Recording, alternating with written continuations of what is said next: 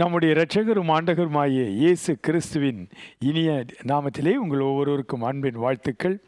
2025 ஆண்டின் ஆகஸ்ட் மாதம் முதல் நாள் காலையிலே நாம் எல்லாரும் கூடி வர தேவனாய கர்த்தர் நமக்கு பாராட்டிய தயவுக்காக ஆண்டவருக்கு நாம் நன்றி செலுத்த வேண்டும். ஆம், ஒவ்வொரு நாளும் ஆண்டவர் நமக்கு உயிரை கொடுத்தார், நம்முடைய தேவைகளை நமக்கு கட்டளையிட்டு உதவி செய்தார்.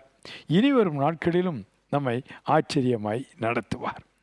இந்த அதிகாலையில் கர்த்தரை தேடி வந்திருக்கிற நமக்கு ஆண்டவர் சொல்லுகின்ற வார்த்தை என்ன? ஆண்டவருடைய வார்த்தை சொல்லுகிறது, ஜெயமோ கர்த்தரால் வரும். The victory will come from the Lord. ஜெபம் செய்வோமா? அன்புள்ள இயேசு சுவாமி, இந்த காலை வேளைக்காக மீண்டுமாக நாங்கள் உமக்கு நன்றி செலுத்துகிறோம். ஆண்டவரே, ஒவ்வொரு நாளும் கடந்த மாதத்திலும் கடந்த ஆண்டுகளிலும் நீர் எங்களோடு கூட இருந்து எங்களை பாதுகாத்து பராமரித்த தயவுக்காக நன்றி செலுத்துகிறோம். ஆகஸ்ட் மாதம் முதல் நாளிலே எங்களை உம்முடைய அன்பின் கரங்களில் ஒப்புக்கொடுக்கிறோம். எங்கள் குடும்பத்தினரை ஒப்புக்கொடுக்கிறோம், எங்கள் பொறுப்புகளை ஒப்புக்கொடுக்கிறோம், எங்களுடைய போக்குவரத்து அனைத்தையும் ஒப்புக்கொடுக்கிறோம். ஒவ்வொரு நாளையும் எப்படி நாங்கள் பயன்படுத்துவது, எப்படி சமாளிப்பது, நாட்களின் போராட்டங்களை பிரயாசங்களை எப்படி மேனேஜ் பண்ணுவது என்றெல்லாம் எங்கள் மனதிலே பலவிதமான எண்ணங்கள் உண்டு. ஆகிலும் இந்த காலை வேளையிலே ஜெயமோ வெற்றியோ கர்த்தராகிய உம்மால் வரும் என்ற வார்த்தையை எங்களுக்கு தந்திருப்பதற்காக உமக்கு நன்றி. எங்களோடு தொடர்ந்து பேசும் எங்களுக்கும் குடும்பத்தின் பிள்ளைகளுக்கும் திருச்சபை மக்களுக்கும் ஒவ்வொருவருடைய குடும்பத்தினருக்கும் வெற்றி மேல் வெற்றியை தாரும். நாங்கள் பெற்றுக்கொள்கிறோம். இயேசுவின் நாமத்தில் வேண்டுகிறோம் பிதாவே, ஆமேன், ஆமேன். அன்பான சகோதர சகோதரிகளே, நம்முடைய தேவனாகிய கர்த்தர் எப்பொழுதும் வெற்றி மேல் வெற்றியை நமக்கு தர விருப்பம் உடையவர். கடவுள் எதிலாயிலும் தோற்பாரா? இல்லை, இல்லை. நீங்கள் நினைக்கலாம், இறைவன் தோற்க மாட்டார், பிதா தோற்க மாட்டார், குமாரன் தோற்க மாட்டார், பரிசுத்த ஆவியானவர் தோற்க மாட்டார். ஆனால் நானோ மனுஷன், நானோ ஒரு சாதாரண மனுஷி, ஒரு வாலிபன், ஒரு சிறு பிள்ளை, ஒரு வாலிப பெண். என்னுடைய வெற்றி என்ன ஆகும்? நான் போராடி கொண்டிருக்கிறேன். என் தோல்விகள் எனக்கு முன்பாக இருக்கிறது. பழைய தோல்விகள் எனக்கு இன்னும் வேதனையை தருகிறது. அதிலிருந்து நான் இன்றும் வரையிலும் இன்னும் முழுமையாக ரெக்கவராகவில்லை, மீளவில்லை. உங்களை பார்த்துதான் ஆண்டவர் இந்த காலை வேளையிலே சொல்லுகிறார், ஜெயமோ கர்த்தராகிய இயேசு கிறிஸ்துவினால் உங்களை தேடி வரும். ஹல்லேலூயா, பிரைஸ் காட். நீதிமொழிகள் 21ஆம் அதிகாரம் 30-31 வசனங்கள் இப்படி சொல்லுகின்றன. கர்த்தருக்கு விரோதமான ஞானமும் இல்லை, புத்தியும் இல்லை, ஆலோசனையும் இல்லை. குதிரை யுத்த நாளுக்கு ஆயத்தமாக்கப்படும், ஜெயமோ கர்த்தரால் வரும். Praise God. யார் என்ன ஆலோசனை எடுத்தால் என்ன, யார் எந்த விதமான சதிகளை செய்தால் என்ன, எத்தனை பேர் உங்களுக்கு விரோதமாக கூட்டமாய் கூடினால் என்ன, பயப்படவே பயப்படாதீர்கள். வெற்றி கர்த்தருடைய கரத்திலிருந்து நம்முடைய கரத்திற்கு அருளப்படும். அவர் பரலோகத்திலிருந்து நமக்கு வெற்றியை தருவார், நம்மோடு கூட இருந்து நமக்கு வெற்றியை தருவார். அன்பான சகோதர சகோதரிகளே, நாம் விசுவாசிக்க வேண்டியது ஜெயம். இது கர்த்தருடையது, இது கர்த்தரால் வரக்கூடியது. நிச்சயமாய் நம்மை தேடி வரும். ஏனென்றால் கர்த்தர் அவரை தேடுகிறவர்களுக்கு நன்மையை வழங்குகிற தெய்வம், நீதியை வழங்குகிற தெய்வம். ஆகவே நிச்சயமாய் வெற்றி உங்கள் பக்கம் உண்டு. தயவு செய்து இன்னும் ஒரு வசனத்தை நாம் பார்ப்போம். யாத்ராகமம் 15ஆம் அதிகாரம் 1ஆம் வசனம். Exodus chapter 15 verse 1. அப்பொழுது மோசேயும் இஸ்ரவேல் புத்திரரும் கர்த்தரை புகழ்ந்து பாடின பாட்டு. கர்த்தரை பாடுவேன், அவர் மகிமையாய் வெற்றி சிறந்தார். குதிரையையும் குதிரை வீரனையும் கடலிலே தள்ளினார். ஹல்லேலூயா. பார்வோன் ஒரு நாள் குதிரைகளை ஆயத்தப்படுத்தினான், குதிரை படைகளை ஆயத்தப்படுத்தினான். அந்த குதிரைகள் பூட்டப்பட்ட ரதத்தை வேகமாய் ஓட்டக்கூடிய ஒரு பெரிய இராணுவத்தை ஆயத்தப்படுத்தினான். அந்த பார்வோனுடைய இராணுவத்தை கண்டு அன்று இருந்த உலகம் அஞ்சியது. இப்பொழுது எப்படி வல்லரசு நாடுகள் மிகப்பெரிய பாம்பர்ஸ், குண்டுகளை வீசும் விமானங்களை பயன்படுத்தி போரில் வெற்றி பெறுகிறார்களோ, அதை போல அன்று இருந்தது காற்றை கிழித்து கொண்டு வேகமாய் செல்லக்கூடிய குதிரை படை. சென்ற இடமெல்லாம் பார்வோனுக்கு வெற்றி. எகிப்தோடு சண்டை போடுவதற்கே யாருக்கும் பயமில்லை. பார்வோன் இரும்பு கையால் மற்ற தேசங்களையும் ஆளுகை செய்தான். தன்னிடத்தில் அடிமைகளாய் இருந்த இஸ்ரவேலைகளையும் அவன் அடக்கி நொறுக்கினான். ஆனால் ஒரு நாள் ஜெயமோ கர்த்தரால் வரும் என்ற வார்த்தையின்படி கர்த்தருடைய ஜெயம் அடிமையாயிருந்தவர்கள், பேச முடியாதவர்கள், மௌனத்தில் இருந்தவர்கள், தங்கள் வேதனையை மாற்ற முடியாத சூழ்நிலையில் சிக்கி கொண்டிருந்தவர்களுக்கு கர்த்தர் செவி கொடுத்தார். அருகிலே இறங்கி வந்தார். கர்த்தருடைய ஜெயம் வந்தது. ஒரு பக்கம் மலை, பின்பக்கத்திலே கடல், இன்னொரு பக்கம் மலை. எந்த பக்கம் திரும்பி தப்புவது? No way of escape. அவர்கள் புலம்பினார்கள். மோசே, எகிப்திலே எங்களுக்கு சமாதி கட்ட இடமில்லை என்று நினைத்து இந்த கடற்கரை ஓரத்திலே எங்கள் பிணங்கள் செத்து விழுந்து சமாதி கூட இல்லாமல் சாவதற்காக எங்களை இங்கே அழைத்து வந்தாய் என்று தேவன் அனுப்பிய மனிதன் மீது அவர்கள் கோபம் கொண்டார்கள். நாம் கூட அப்படித்தான்.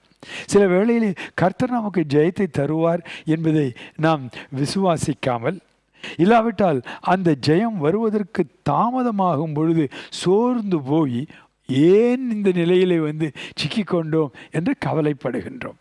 அன்பான சகோதர சகோதரி, அந்த வேளையிலே கர்த்தர் சொன்னார், நீங்கள் அமர்ந்திருந்து நானே தேவன் என்று அறிந்து கொள்ளுங்கள். யுத்தங்களுக்காக குதிரைகளை ஆயத்தம் பண்ணுகிறவர்கள் அநேகர் உண்டு, ஆனால் வெற்றி ஜெயம் அது நான் அருளுவது என்று அந்த குதிரைகளையும் வீரர்களையும் அந்த ரதங்களையும் செங்கடலுக்குள்ளே மூழ்கச் செய்து சமாதியாக்கினார். தேவ ஜனங்களுக்கு செங்கடல் கர்த்தருடைய வார்த்தையின்படி வழிவிட்டது. வெட்டாந்தரையிலே நடப்பது போல சளி கூட பிடிக்காமல் அவர்கள் அக்கறைக்கு சென்றார்கள். அதே வழியிலே பின்தொடர்ந்தார்கள். அவர்களை பிடிப்போம், அவர்களை அழிப்போம், அவர்களை திரும்ப அடிமைகளாக்குவோம், அவர்கள் கொண்டு சென்ற எல்லா செல்வங்களையும் மீண்டுமாக நாம் பிடுங்கிக் கொள்வோம் என்று ஆக்ரோஷமாய் வந்த ஒரு மிகப்பெரிய சேனை. ஆனால் என்ன நடந்தது? ஜெயமோ கர்த்தரால் வந்தது. உங்களுக்கு எதிராக ஒரு பெரிய அமைப்பு போரிடலாம், ஒரு பெரிய அதிகார சக்தி போரிடலாம், பயப்படாதீர்கள். ஜெயம் கர்த்தரால் வரும், உங்களை நோக்கி வரும். மோசே பாடின பாடல் இது, மிரியாம் பாடின பாடல் இது. இதே போன்ற ஒரு பாடலை நீங்களும் பாடுவீர்கள். அப்பொழுது மோசேயும் இஸ்ரவேல் புத்திரரும் கர்த்தரை பாடின பாட்டு: கர்த்தரை பாடுவேன், அவர் மகிமையாய் வெற்றி சிறந்தார், குதிரையையும் குதிரை வீரனையும் கடலிலே தள்ளினார். Price God. இது தேவனுடைய செயல். உங்களுக்காக அவர் அதை செய்வார். நிச்சயமாக நீங்கள் வெற்றி பாடலை பாடுவீர்கள். ஒரு வகுப்பிலே கடவுளை நம்பாத ஒரு ஆசிரியர் பாடம் எடுத்து கொண்டிருந்தார். அதே வகுப்பிலே கடவுளை நம்புகின்ற ஒரு சிறு பையனும் இருந்தான். ஒரு வாரத்தில் ஞாயிற்றுக்கிழமை அன்று இந்த சம்பவத்தை சண்டே ஸ்கூல் டீச்சர் ஒருவர் அந்த வாலிபனுக்கு போதித்திருந்தார். மிகப்பெரிய எகிப்தினுடைய குதிரை வீரர்கள் அடங்கிய இராணுவம் அங்கே செங்கடலுக்குள்ளே அமிழ்ந்தது, பிணங்கள் செத்து மிதந்தது என்பதை ஞாயிற்றுக்கிழமை அவன் கேட்டான், இருதயத்தில் விசுவாசித்தான். அவனும் கர்த்தரை பாடினான். திங்கட்கிழமை வகுப்பு. அப்பொழுது அந்த வகுப்பிலே வந்தவர், போன வாரம்லாம் எங்கே போனீங்க, என்ன கற்றுக்கொண்டீர்கள்னு மாணவர்களை கேட்டார். அப்பொழுது இந்த பையன் சொன்னான், போன வாரம் நான் சண்டே ஸ்கூல் போயிருந்தேன் சார், அங்கே சொன்னாங்க எகிப்தின் இராணுவம் செங்கடலிலே மூழ்கியது என்று. அப்பொழுது அந்த வாத்தியார் சொன்னார், செங்கடல் ஒன்றும் கடல்லே இல்லைப்பா, அது நம்ம ஊர் கூவம் மாதிரி. கூவம் கோடை காலத்தில் வற்றி போயிருந்தால் எப்படி இருக்கும், 4 அடி கூட தண்ணி இருக்காது, அந்த மாதிரி தண்ணீரே இல்லாத இடம். அட போ, அதுக்குள்ளே எப்படிப்பா 6 அடி உயரமான ரதம் முங்கும், அதற்குள் எப்படி எவ்வளவு பெரிய தண்ணீரையும் கடந்து செல்லக்கூடிய குதிரை மூழ்கும், அதற்குள் எப்படி 6 அடிக்கு மேலே இருந்த குதிரை வீரர்கள் மூழ்குவார்கள்? எல்லாம் கதை, நம்பாத, ஒன்றும் மூழ்கலை என்றார். அப்பொழுது அந்த வாலிபன் சொன்னான், Praise God, he is a miracle working God என்று சொன்னான். இந்த வாத்தியாருக்கு புரியல, என்னப்பா மிரக்கிள் ஒர்க்கிங் காட், நான் சொல்கிறேன் மிரக்கிளே நடக்கலைன்னு. சார், நீங்கள் சொல்கிறபடியே வச்சுக்குவோம். அந்த 4 அடி உயரத்தில் இருந்த ஓட தண்ணியில் இத்தனையும் தேவன் மூழ்கடித்தார். அல்லேலூயா என்றான். Praise God. சிலுவையை பற்றிய உபதேசம், சிலுவை நாதரை பற்றிய விசுவாசம், இவைகள் கெட்டுப்போகிறவர்களுக்கு பைத்தியமாய் தோன்றும். ஆனால் உங்களுக்கு இந்த காலை வேளையிலே இயேசு கிறிஸ்துவை தேடி வந்து, கர்த்தாவே உம்முடைய ஜெயத்தை எனக்கு தாரும் என்று காத்திருக்கிற உங்களுக்கு, இந்த வார்த்தைகளை கேட்டுக்கொண்டிருக்கிற உங்களுக்கு கட்டாயம் கர்த்தருடைய ஜெயம் வரும். நீங்களும் பாடுவீர்கள். இன்று நீங்கள் அமைதலாகிவிட்டீர்கள், இன்று பேசுவதற்கே யோசிக்கிறீர்கள், இன்று உங்கள் முகத்தை பார்த்தால் துக்கம் குடிகொண்டிருக்கிறது. இவைகளை கர்த்தர் மாற்றுவார். Praise God. இரண்டாவதாக கர்த்தர் கொடுத்த இன்னொரு ஜெயத்தை குறித்து நாம் பார்ப்போம். மறந்து விடாதிருங்கள், எத்தனையோ பேர் குதிரைகளை ஆயத்தப்படுத்தலாம், ஆனால் வெற்றி அது கர்த்தராகிய இயேசு கிறிஸ்துவினிடத்திலிருந்து நமக்கு வரும். என்னோடு கூட என்னோடு கூட 1 சாமுவேல் 7ஆம் அதிகாரம் 10ஆம் வசனத்திற்கு வாருங்கள். 1 சாமுவேல் 7ஆம் அதிகாரம் 10ஆம் வசனம். சாமுவேல் சர்வாங்க தகன பலிகளை செலுத்துகையில் பெலிஸ்தர் இஸ்ரவேலின் மேல் யுத்தம் பண்ண நெருங்கினார்கள். கர்த்தர் மகா பெரிய இடி முழக்கங்களை பெலிஸ்தரின் மேல் அந்நாளிலே முழங்க பண்ணி அவர்களை கலங்க அடித்ததினால் அவர்கள் இஸ்ரவேலுக்கு முன்பாக விழுந்து இறந்து போனார்கள். Praise God. அன்பான சகோதர சகோதரிகளே, சாமுவேல் ஜனங்களுக்காக பலியிட்டு வேண்டுதல் பண்ணுகின்றார். ஏனென்றால் பெலிஸ்தர் பெரிய ஒரு படையோடு எல்லா ஆயத்தங்களையும் செய்து இஸ்ரவேலை பூமியில் இல்லாதபடி அழித்து விடுவோம் என்று ஆர்ப்பரித்து அவர்கள் யுத்தத்துக்கு வருகிறார்கள். அந்த எண்ணிக்கை கண்டபொழுது எல்லாருக்கும் பயம். இஸ்ரவேலர்களுக்கு அவ்வளவு வெற்றி பெறுவோம் என்ற நம்பிக்கை இல்லாமல் இருந்தது. ஆனால் கர்த்தரை நோக்கி சாமுவேல் விண்ணப்பம் செய்தார், பலியிட்டு விண்ணப்பம் செய்தார். அப்பொழுது என்ன நடந்தது? ஜெயமோ கர்த்தரால் வரும் என்ற வார்த்தையின்படி ஜெயம் வந்தது. எப்படி வந்தது? கர்த்தர் வானத்தில் இடி முழக்கங்களை உண்டு பண்ணினார். உங்களை கலங்கடிக்கிற சத்துருக்களை தேவன் கலங்க அடிப்பார். உங்களை உபத்திரப்படுத்துகிறவர்களை தேவன் உபத்திரப்படுத்துவார். உங்களை அழித்து விடுவோம் என்று ஆர்ப்பரிக்கிறவர்களை தேவன் தோற்கடிப்பார். அவர்கள் அழிந்தே போவார்கள். நீங்களும் நானும் நம்மையே பலியாக அவருக்கு அர்ப்பணிப்போம். நாம் அவரை நோக்கி ஜெபம் பண்ணுவோம். அவரிடத்தில் சொல்லுவோம், உம்மை விட்டால் எனக்கு யாரும் இல்லை, வேறே கதி இல்லை, வேறே நம்பிக்கை இல்லை, உதவி செய்வார் ஒருவரும் இல்லை. நீரே என் நம்பிக்கை, நீரே என் கோட்டை, நீரே என் கண்மலை என்று அவரை நோக்கி நாம் துதி பலிகளை ஏறெடுக்கும் பொழுது கர்த்தர் இடி முழக்கங்களை அனுப்புவார். ஆச்சரியமாக இருக்கிறது அல்லவா? இடி முழக்கம் ஏற்பட்டால் அந்த வட்டாரத்தில் இருக்கிற அத்தனை பேருக்கும் பாதிப்பு உண்டாக வேண்டும். அதுதான் இயற்கை. ஆனால் பெலிஸ்தீயர்களுக்கு அழிவு, இஸ்ரவேலர்களுக்கு வெற்றி. காரணம் என்ன? ஒரே நேரத்தில் தேவ பிள்ளைகளுக்கு ஒளியை கட்டளையிடுகிறவர், சத்துருக்களை இருளிலே தடவச் செய்வார். தேவ பிள்ளைகளுக்கு தம்முடைய இரத்தத்தின் மூலமாய் பாதுகாப்பை தருகிறவர், பாதுகாப்பற்ற மக்களுக்கு மரண தூதனை அனுப்பி அவர்களை சங்காரம் பண்ணுவார். இவைகளெல்லாம் வேதத்தில் எழுதப்பட்டிருக்கிறது. ஜெயமோ கர்த்தரால் வரும், ஜெயமோ கர்த்தரால் வரும். இந்த மாதத்தின் இந்த நாளிலிருந்து கர்த்தருடைய ஜெயம் உங்களை நோக்கி வரும், உங்கள் பிள்ளைகளை நோக்கி வரும், உங்கள் குடும்பத்தை நோக்கி வரும். உங்கள் படிப்பிலே, பயணங்களிலே, உங்களுடைய பிஸ்னஸிலே, ஒவ்வொன்றிலும், வீட்டு காரியங்களிலே கர்த்தருடைய ஜெயம் கட்டாயம் வரும். அசைக்க முடியாதவைகளை தேவன் அசைப்பார். நிச்சயமாய் ஒரு இடி முழக்கம் வரும். அவர்கள் கலங்கி விழுவார்கள். நீங்களோ கர்த்தரால் வருகின்ற ஜெயத்தை பெற்று அனுபவித்து அவருக்கு தொடர்ந்து ஸ்தோத்திரங்களை ஏறெடுத்து தொடர்ந்து நம்மையே ஜீவ பலியாக அர்ப்பணித்து வாழ்வோம், பாடுவோம். ஹல்லேலூயா. இந்த காரியம் நடக்கும். தைரியமாயிருக்கு.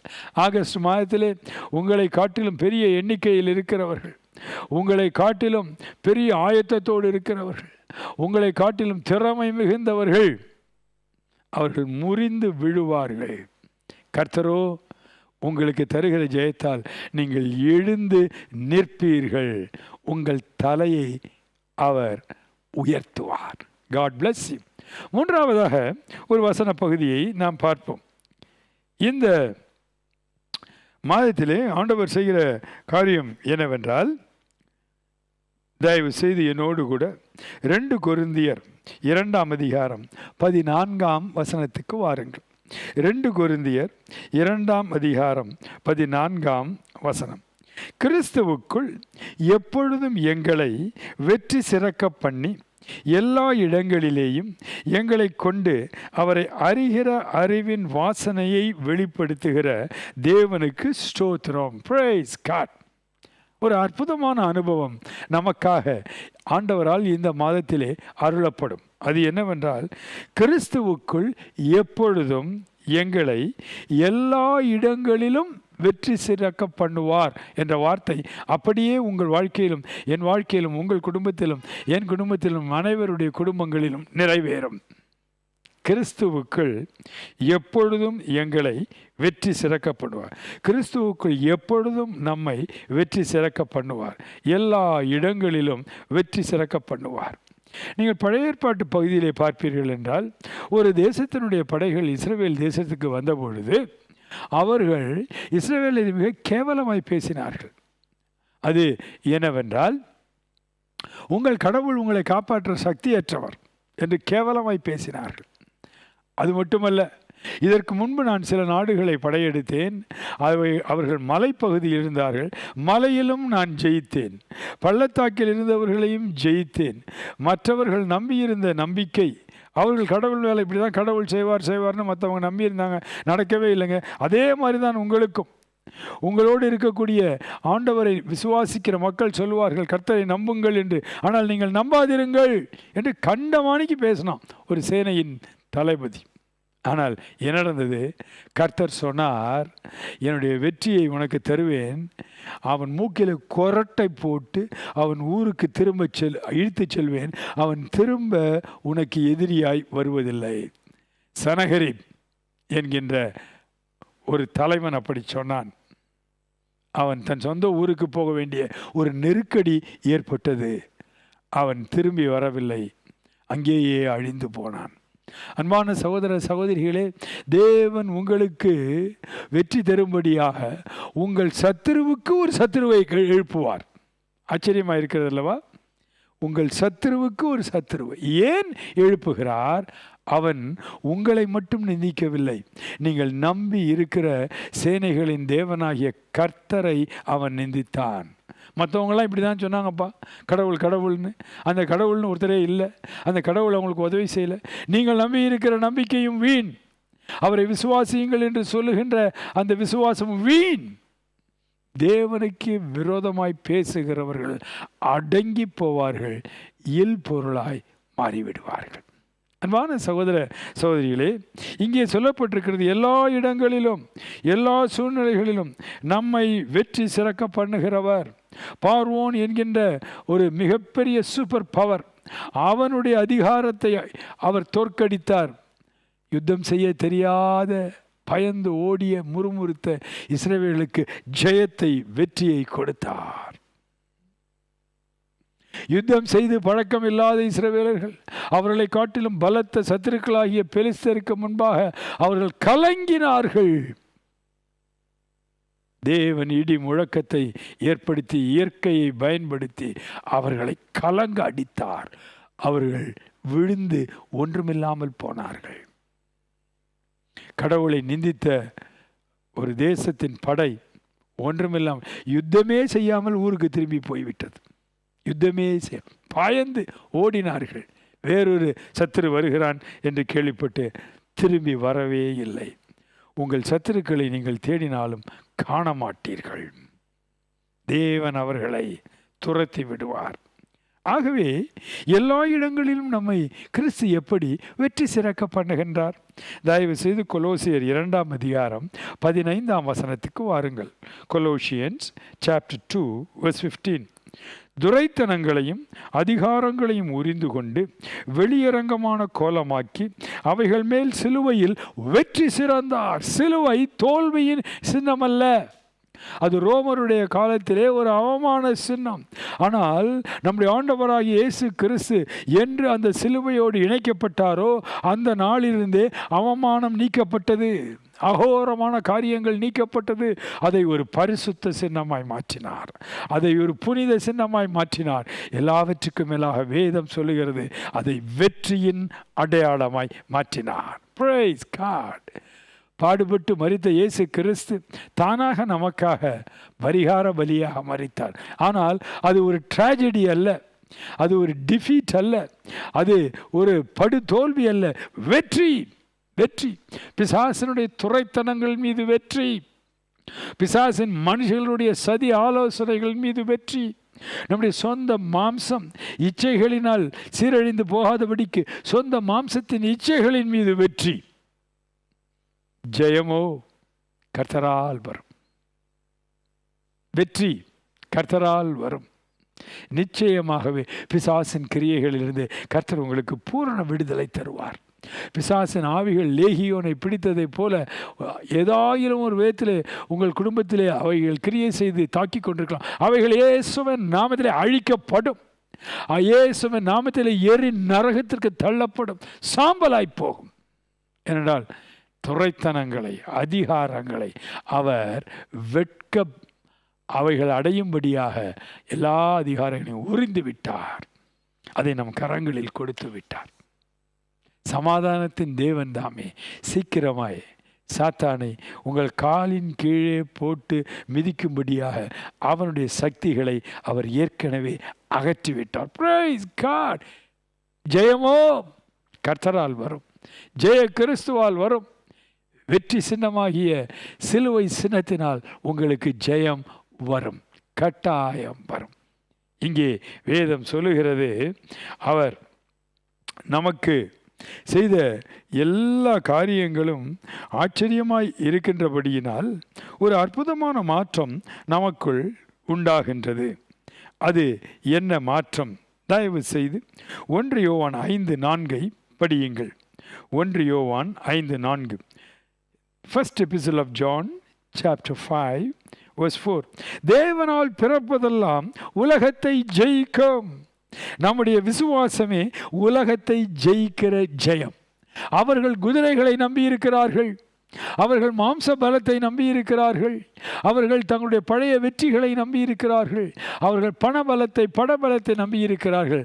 நமக்கோ இயேசு கிறிஸ்துவின் மீது இருக்கக்கூடிய விசுவாசம். தேவனுடைய பிள்ளைகளாய் நாம் மறுபடி பிறந்திருக்கிறபடியினால் தேவனுடைய வித்து DNA நமக்குள் இருக்கின்ற அனுபவம். இதைத்தான் ஆண்டவருடைய வார்த்தை மிக தெளிவாக சொல்லுகின்றது. நாம் தேவனால் பிறந்தவர்கள், மறந்து விடாதிருங்கள். We are born to win, not to be defeated. நீங்கள் வாழ்க்கையில் வெற்றி பெறுவதற்காக உருவாக்கப்பட்டவர்கள். தேவனுடைய வெற்றி உங்களுடைய வெற்றி, தேவனுடைய ஜெயம் நம்முடைய ஜெயம். தேவன் சிலுவையிலே நமக்கு கொடுத்திருக்கக்கூடிய வெற்றி நம்முடைய குடும்பத்திற்கும் திருச்சபைக்கும் உரிய வெற்றி, நம்முடைய பிள்ளைகளுக்கு வெற்றி. அவர்கள் அடிமைகளாய் இருப்பது இல்லை, அவர்கள் பிசாசினால் தொடர்ந்து துன்புறுத்தப்படுவது இல்லை. பாவத்தின் அடிமைத்தனத்திலிருந்து விடுதலை, பிசாசின் பிடியிலிருந்து விடுதலை, நோயிலிருந்து விடுதலை, துக்கத்திலிருந்து விடுதலை. ஜெயம் ஜெயம் ஜெயம் ஜெயமே. இயேசு கிறிஸ்துவின் மீது நாம் கொண்டிருக்கிற விசுவாசமே உலகத்தை ஜெயிக்கிற ஜெயம், நம்முடைய பாவங்களை ஜெயிக்கிற ஜெயம், பிசாசை ஜெயிக்கிற ஜெயம், நோய்களை பொருளாதார தரித்திரத்தை ஜெயிக்கிற ஜெயம், பிரச்சனைகளை மேற்கொள்ளுகிற ஜெயம். அது மட்டுமல்ல, இச்சைகளை ஜெயிக்கிற ஜெயம். அன்பான சகோதர சகோதரிகளே, ஜெயம் ஜெயம் ஜெயம் ஜெயம் நமக்கே. கிறிஸ்துவினுடைய ஜெயம் நம்முடைய ஜெயம். அதுதான் அவருடைய பிள்ளைகளாக நாம் மாறும் பொழுது நமக்கு அருளப்படுகிறது. இறுதியாக ஒரு வெற்றி உண்டு. மரணமே உன் கூர் எங்கே, பாதாளமே உன் ஜெயம் எங்கே? உலகத்தை ஜெயிக்கிற ஜெயம். Price God.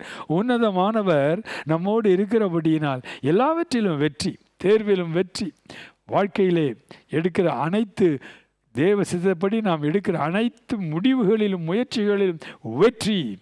ஒரு நாளும் நீங்கள் சோர்ந்து போகவே வேண்டாம். இந்த வசனத்தை மனதிலே வைத்துக் கொள்ளுங்கள். ஜெயமோ கர்த்தரால் வரும், இந்த நாளிலிருந்து வரும்.